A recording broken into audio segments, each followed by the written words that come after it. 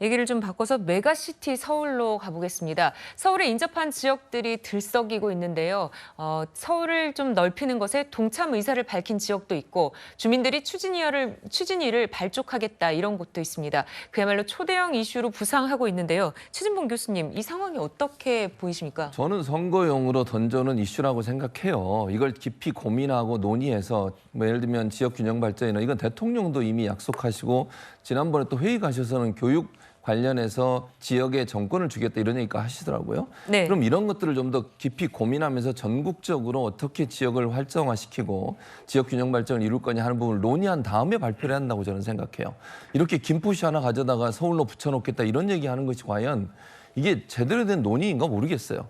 이게 물론 던져놓으면 이슈는 되겠죠. 이슈가 돼서 총선 과정에서 예를 들면 대통령의 여러 가지 이제 문제점들 때문에 지지율이 낮은 그걸 전환해 보려는 이슈의 전환이라고 보여지는데 이건 아니라고 봅니다. 저는 기본적으로. 그래서 만약에 서울시에 편입하는 걸 논의하려고 하면 전국 단위에서 행정 단위를 어떻게 바꿀 거냐 하는 부분을 같이 논의할 필요가 있고요. 저는 메가시티 만드는 거 서울은 이미 저는 포화 상태라고 생각해요.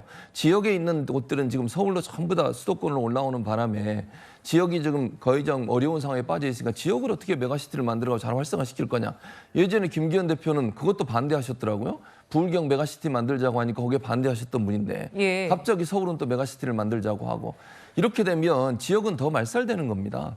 이런 형식으로 가기보다는 좀 더 깊은 안목을 가지고 지역 균형 발전을 어떻게 이룰까 하는 부분을 고민한 다음에 의제를 던지는 게 맞다고 봅니다. 네, 정겸 변호사님 보면은 김동연 지사는 본인의 공약과 좀 배치되기 때문에도 그렇지만은 강도 높게 비판을 하고 나섰더라고요.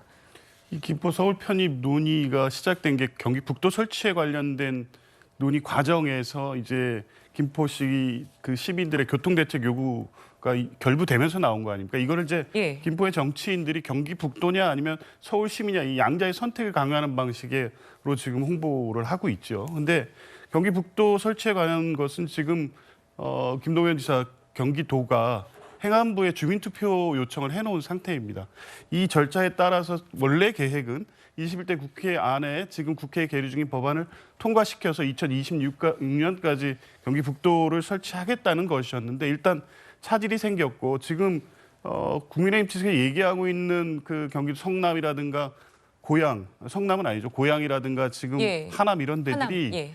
대부분 이제 북도에 편입될 수 있는 지역들이고 지금 이런 논란이 시작되면 사실은 다 여러 가지 의견 충돌이 날 수밖에 없기 때문에 당연히 이제 경기도로서는 공약했던 사안에 차질이 생길 수밖에 없고요.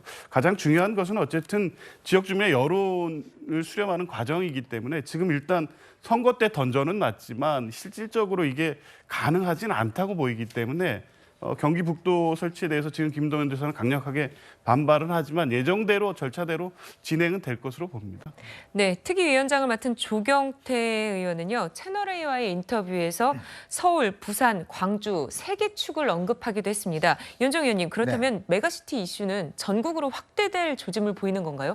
원래 이런 국토의 어떤 큰 변화가 있는 거는요, 논의만 한다고 되는 게 아닙니다. 네. 뭐 그동안 쭉 이야기해왔잖아요. 근데 이런 정치권의 어떤 의지 이게 얼마나 되느냐 이게 중요하거든요. 네. 제가 예전에 선거 취재할 때 여기 이제 앞에 동아일보 앞에 가면 청계 고가도로가 있었어요. 예. 그거는 이제 그때 서울시장 선거할 때 이명박, 김민석 당시에 이제 후보가 붙었을 때 그때 이명박 후보가 제시한 게 뭐냐면 이 청계 고가도로를 없애고 청계천을 복원하겠다 이걸 냈어요. 난리가 났습니다. 교통 체증되고 뭐 여기에 사람들 다닐 수도 없고 뭐 난리가 났어요. 그러니까 김민석 당시 후보가 그 결사 반대했습니다. 교통 이런 문제 때문에. 자, 그런데 이제 강행을 했어요. 지금 어떻죠, 결과가? 완전히 세상이 바뀐 겁니다. 인식이 바뀐 겁니다. 오, 이럴 예. 수도 있네. 지금 뭐 완전히 이 관광 명소가 됐지 않습니까? 교통 전혀 지장이 없습니다. 자, 그게 바로 이제 어떤 면에서 보면 정치권과 정치 리더가 주도권을 갖고 가는 건데 메가시티 문제는 이미 세계적인 추세고요. 서울이 점점 뭐 포화된다고 그러는데 서울 인구수 점점 줄어들고 있습니다. 1000만에서 이미 떨어져 940만이 돼가고 있어요. 경쟁력도 지금 점점 떨어지고 있습니다. 세계적인 도시 경쟁력 자체가. 자, 그러면 이제 대한민국 안에서 경쟁하는 건 의미가 없습니다. 네. 서울이 국제적인 도시와 어떻게 경쟁할 것인가 이게 지금 세계적인 추세잖아요. 자, 그리고 김동연 지금 지사가 국토 갈라치기라고 주장을 하시는데 그러면 본인이 주장했던 경기 남부와 경기 북부는 국토 갈라치기 아닌가요? 본인은 국토 갈라치기 해놔놓고 왜 김포 같은 경우는 그냥 서울에 합병하는 겁니다. 그게 왜 국토 갈라치기인가요? 그러니까 본인이 한방 이거 뒤통수 맞았기 때문에 지금 저런 이야기 하시는데 경기 남북도 나누는 거예요. 이거 간단치 않습니다. 왜냐? 네. 경기 남부에 가보십시오. 공장들, 뭐 회사들 엄청나게 많습니다. 근데 한면 경기 북부는요. 그러면 나눠 가지면 과연 그분들이 좋아하실까요? 그런 복잡한 문제가 있는 거예요. 그렇기 때문에 지금의 이 문제는 전체적인 행정도시와는 조금 차원이 다르다. 네. 지금은 그냥 김포시의 지금 서울 합병 요 문제만 지금 거론되고 있는 것이지 전체적인 지금 행정구역 개편은 또 다른 차원의 저는 문제라고 봅니다. 네.